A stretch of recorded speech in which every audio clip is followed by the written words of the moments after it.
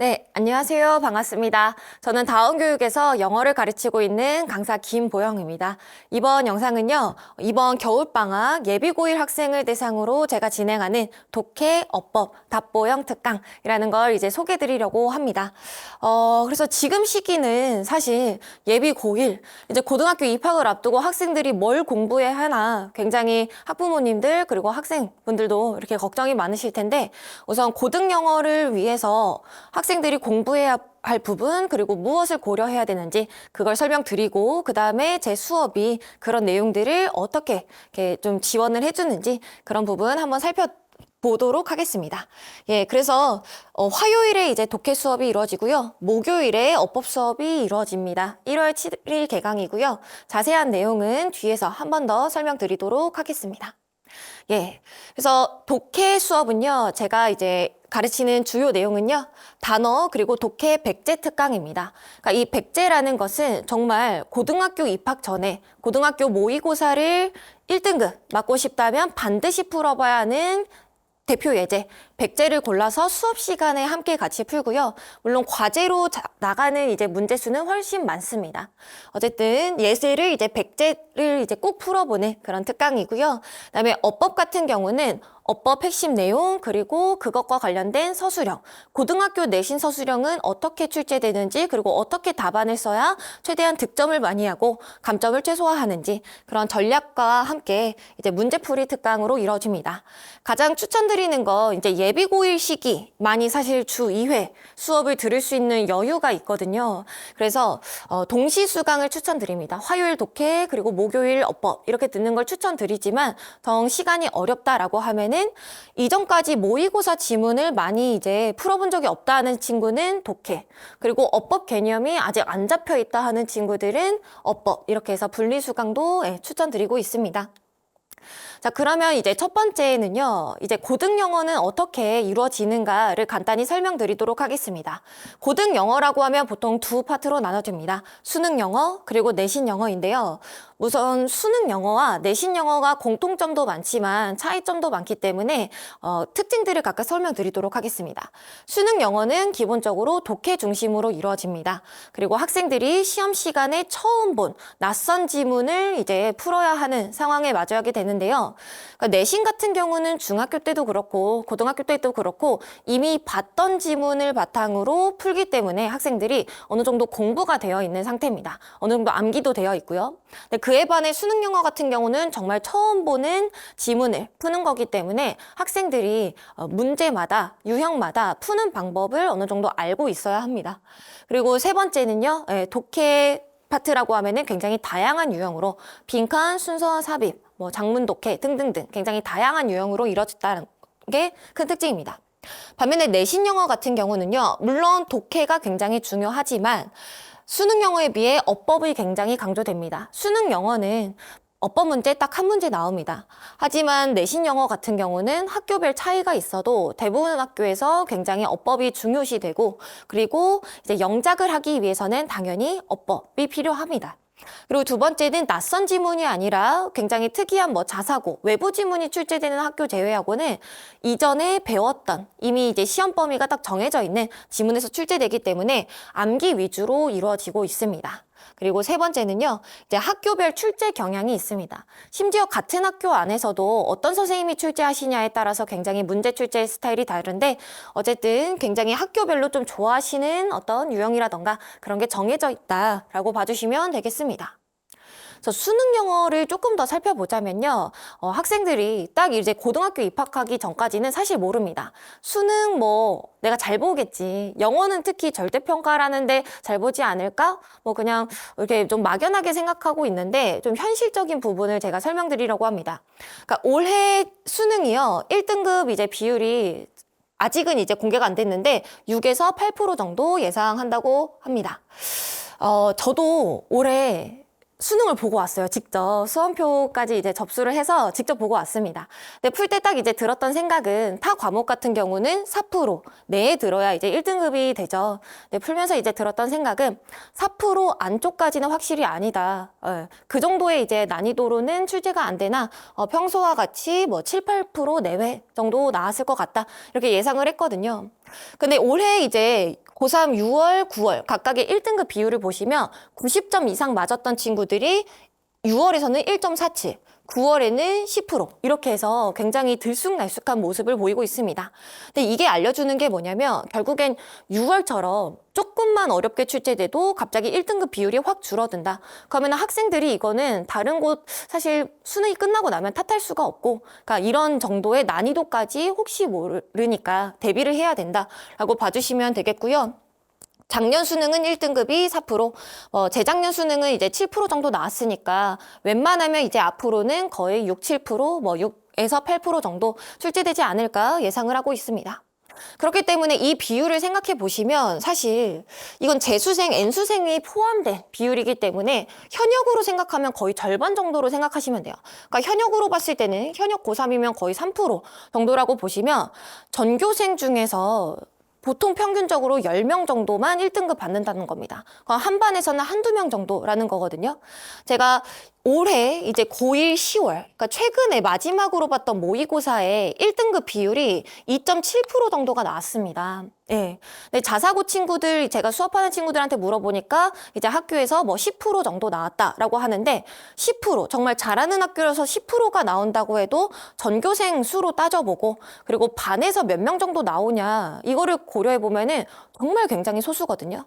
그래서 학생들이 정말 고1 때부터 정말 열심히 공부해야 1등급이라는 어떤 좋은 성적에 다가갈 수 있다. 이렇게 봐주시면 되겠습니다. 그러면은 이제 수능 영어는 어떻게 대비를 해야 되냐? 수능 영어는 이제 독해 위주로 이루어져야 되는데 단어를 무조건 많이 외워야 되고요, 기본적으로. 그다음에 단어를 가지고 구문 독해가 이루어져야 됩니다. 그다음에 구문 독해를 하면 이제 단순히 문장들을 해석하는 것에 그치는 게 아니라 이 지문이 어떻게 구성이 되어 있고 어떤 구조로 글이 전개되는가를 파악해야 하고 그다음에 이제 보기들이 있을 때 헷갈리는 보기 중에 정답을 고를 수 있는 그런 전략까지 학습을 해야 되고요. 내신 영어 같은 경우는 일단 독해가 무조건 기본입니다. 그래서 각 지문별로 주제, 즉 대의가 무엇인지 그리고 글의 흐름이 어떻게 이루어지는지 이것만 알아도 어느 학교에서든 웬만하면 70% 이상의 문제는 풀 수 있습니다. 보통 웬만하면 주제 그리고 글의 흐름과 관련된 부분이 출제되기 때문에. 근데 이것 외에도 이제 수능 영어와 다르게 학생들이 대비해야 될 건 어법 그리고 영작이다. 이렇게 봐주시면 되겠습니다. 그럼 제 수업은 각각 수능 영어와 그리고 내신 영어를 어떻게 대비하는가 설명을 드리자면 수능 영어 대비는 이제 미니 실전 모의고사를 통해서 대비를 하고 있고요. 그리고 미니 모의고사를 보면은 주로 문제풀이로 이루어지지만 각 지문별 중요한 문장들은 이제 구문 독해 연습까지 이렇게 해서 학생들이 아무래도 예비고1이다 보니까 조금 더 섬세하게 그리고 좀 상세한 어떤 독해를 그리고 해석을 할 수 있도록 도와주고 있습니다. 내신 영어 같은 경우는요, 이제 어법반에서 어법 개념, 핵심 개념을 배우고 그리고 그것과 관련된 문제를 풉니다. 이것은 모의고사 문제풀이 그리고 강남권 이제 기출 문제풀이 이런 게 모두가 포함이 되고요. 그다음에 영작 연습 그리고 여기에 이제 더해서 독해까지 이렇게 합하면 이제 수능 영어와 내신 영어를 굉장히 균형 있게 공부할 수 있겠다 이렇게 생각해 주시면 되겠습니다.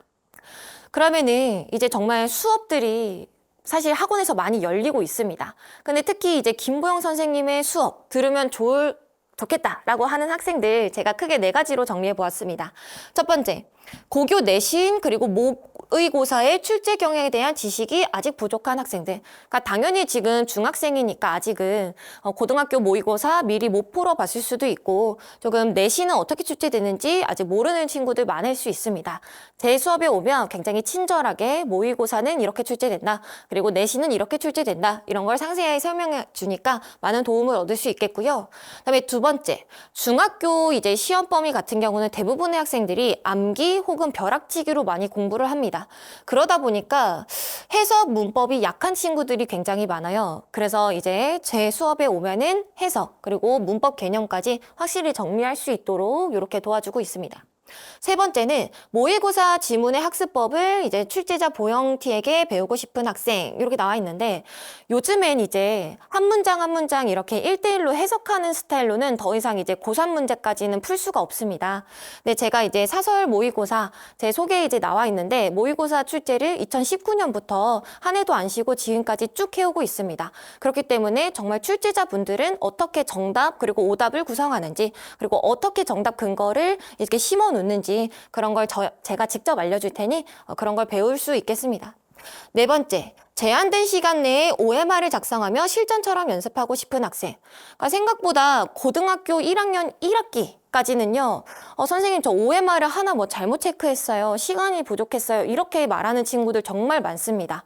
근데 1학기부터 정말 완벽에 가까운 시간 내에 딱 OMR 정확하게 작성하는 걸 이제 원한다라고 하는 학생들은 제 수업에서는 실전 모의고사를 매 수업 이제 진행하고 있으니까 많이 도움이 될 것 같습니다.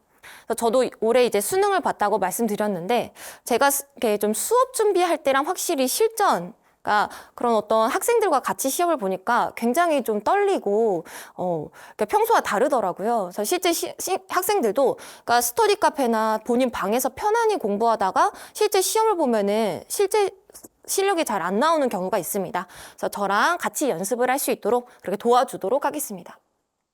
자, 그래서 이제 샘플을 가지고 독해 어법 수업이 어떻게 이루어지는지 말씀드릴 건데요. 독해는 미니 모의고사와 문제풀이가 이루어진다고 했습니다. 근데 정말 1등급을 받기 위해서 꼭 풀어봐야 하는 핵심 기출 100제를 포함해서 모의고사를 풀고요. 이렇게 하면 이제 OMR 작성까지 해서 실전 연습이 되겠고, 그리고 문장별 해석뿐만 아니라 글 전체적으로 글쓴이의 어떤 주장, 주제 이런 걸 파악할 수 있는 독해까지 이루어지고, 그다음에 수능, 내신 모두가 대비될 수 있습니다. 사실 내신이라는 것은 교과서 범위에다가 웬만한 전국의 모든 학교들은 모의고사 지문이 꼭 들어갑니다. 그렇기 때문에 모의고사를 풀면은 사실상 내신까지 대비될 수 있는 그런 효과가 있다라고 봐주시면 되겠고요. 어법 같은 경우는 이제 핵심 개념 학습 그리고 기출문제 풀이 이렇게 이루어집니다. 그래서 고등학교에서 정말 전국적으로 모든 학교에서 내신에서 가장 많이 나오는 개념들이 정해져 있습니다. 그래서 그런 핵심 개념을 배우고 그 다음에 모의고사 기출에 적용해 보는 그런 연습을 하면 이제 학생들이 개념 학습까지 할 수 있고, 아, 고등학교 내신에서는 중학교와 다르게 이렇게 출제가 되는구나, 이렇게 풀어야 되는구나, 실전 적용까지 가능하겠고, 그리고 나면 이제 학교마다 스타일은 다르지만 계속 반복해서 나오는 개념이 이거구나. 그러니까 빈출 개념을 이해할 수 있다. 이렇게 봐주시면 되겠습니다. 그래서 실전 모의고사 같은 경우는요, 1등급을 위해서 꼭 풀어봐야 되는, 특히 굉장히 어렵다라고 이제 학생들이 말하는 빈칸, 순서 삽입 위주로 해서 필수 주요 기출을 배우고요. 구문 독해부터 지문 구조 분석, 정답 접근법, 오답 선지 분석까지 다양하게 문제풀이를 접근해서 학생들이 완벽하게 이해할 수 있도록 도와주고 있습니다. 근데 이렇게 했을 때 사실 이제는 더 이상 수능이 단순 스킬로만 이렇게 문제가 풀리진 않습니다.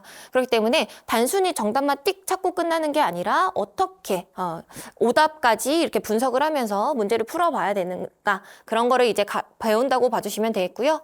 그래서 글의 요지, 흐름, 정답 근거 찾기에 조금 집중을 하고 있습니다. 그러면 이제 학생들이 OMR을 작성하기 때문에 통계가 나옵니다. 그래서 현장에서 가장 오답률이 높은 문항 위주로 특히나 조금 집중적으로 문제풀이를 하고요. 이 성적표는 단어 테스트 그리고 과제 점검 결과까지 합쳐서 이제 학생들 그리고 학부모님께 전송이 됩니다. 그래서 주요 독해 기출 예제를 학습할 때 제가 중점으로 두는 부분은 역시나 뭐 대의 그리고 해석도 중요하지만 정답 접근법 그리고 오답 피하기 전략, 이게 굉장히 중요합니다. 이게 무슨 말이냐면 작년 수능 같은 경우 가장 어려웠다라고 하는 빈칸 문제에 이제 실제 시험에서 학생들이 각 보기를 골랐던 비율을 제가 표로 한번 정리해 봤습니다. 정답이 5번이었습니다. 수능 문제에서 정답이 5번이었는데 고른 학생들의 비율이 14%예요. 그럼 이 문제가 정답률이 14%, 찍는 것보다 낮은 확률이 나왔다라는 건데, 더 눈에 띄는 건 오답의 비율입니다. 그러니까 오답 1, 2번을 24%, 26%, 3번을 뭐 17%, 4번을 17%. 이렇게 해서 정답을 가장 적게 골랐다라는 건 1, 2번 같은 게 굉장히 헷갈리게 정답처럼 보이게 이렇게 만들어졌다라는 거거든요.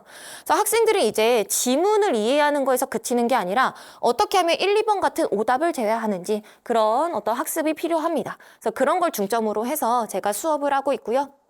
그다음에 세 번째는요, 이제 예비 고1 학생들이기 때문에 아직은 좀 해석이 어려울 수 있습니다. 그래서 가장 어려운 문장들을 뽑아서 구조 분석하고 제가 같이 해석을 도와주는 이렇게 크게 세 단계로 나눠서 이제 독해 수업은 이루어지고 있습니다.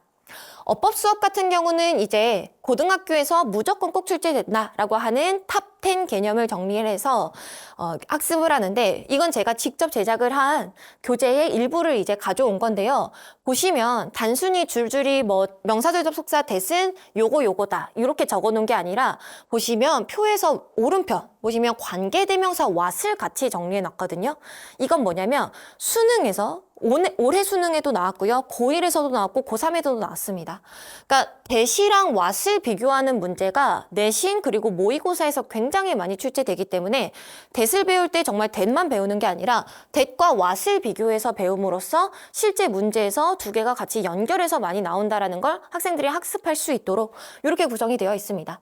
그래서 기출 예문까지 학습을 함으로써 어법, 구문, 해석까지 같이 대비가 된다.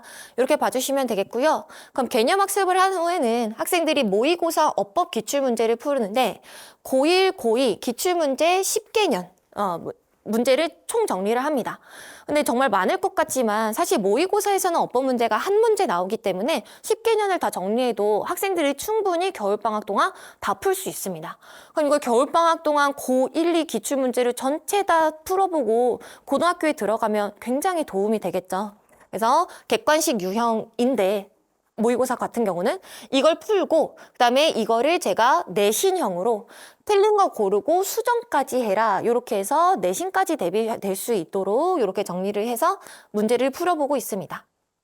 그럼 이렇게 풀었을 때는 이제 객관식 유형으로 주로 푼다면 학생들이 이제 과제를 풀 때 그리고 개념을 배운 후에 좀 연습을 할 때는요, 워크북 형태로 문제를 풀어봅니다.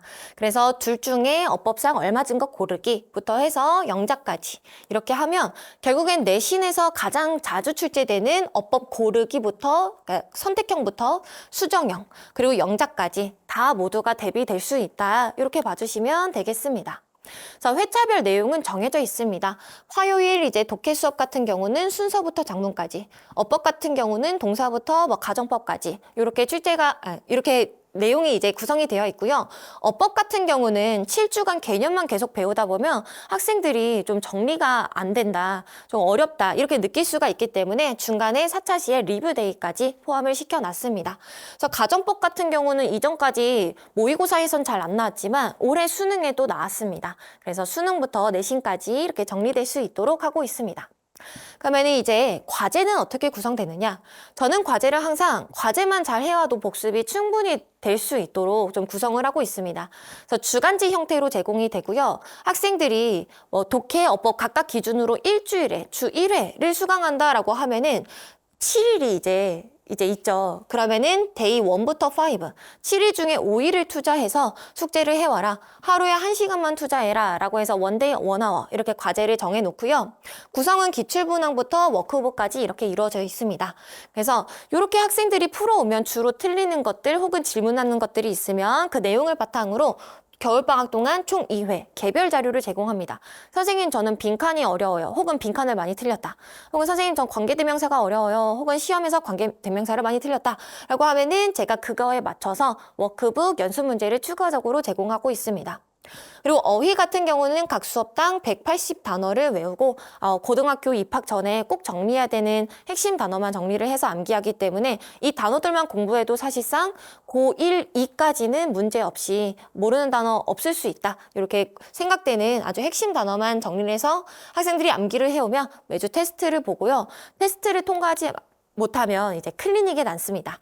그래서 클리닉은 수업 전후 20분이 이제 기본적으로 진행이 됩니다. 그래서 저번 시간에 숙제를 못 해왔다, 혹은 테스트에 통과 못했다 라고 하면 클리닉에 와서 제 시험을 보고요. 혹은 질문이 있으면 질의응답까지 진행 가능합니다. 근데 특별히 조금 더 이제 클리닉이 필요하다 하는 친구들은 화요일, 목요일 저녁 9시에서 10시 사이에 따로 이제 방문을 하면 클리닉 진행할 수 있는데요.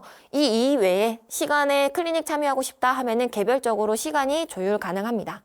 이렇게까지 하면 제 수업이 이제 어떻게 이루어지는가 이제 내용을 이제 다 살펴봤고요. 이 페이지는 이제 마지막으로 학생들 그리고 학부모님께서 저에게 이제 보내주셨던 연락의 일부를 이렇게 캡처해서 왔습니다.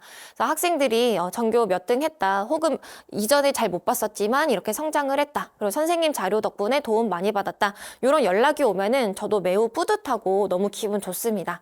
그래서 제 수업 이번 겨울방학에 듣는 친구들이 꼭 입학해서 선생님 덕에 3월 모의고사 혹은 뭐 이번 모의고사 굉장히 잘 봤습니다, 이런 연락을 할 수 있도록 제가 잘 가르칠 테니까 믿고 맡겨주셨으면 좋겠습니다.